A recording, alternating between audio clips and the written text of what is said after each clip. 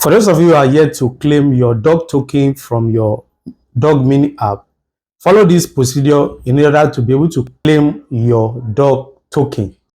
So first thing first, come to your dog mini app on Telegram. So when you come here, you will see your balance.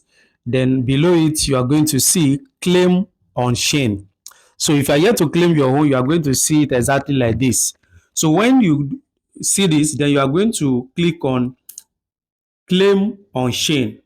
So when you click it, so it redirect you here for you to connect your wallet. So you are going to connect it to a Ton wallet, which is your Tonkeeper wallet. So first you connect to Tonkeeper wallet. You enter your password, then you proceed.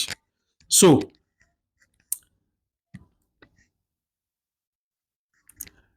after connecting it to your wallet, it will redirect you here. Then below this tab, you are going to see turntable. Under that turntable, you are going to select it. Then you are going to see the option for you to make a withdrawal to your Ton wallet. So that's just a simple way on how to get it done.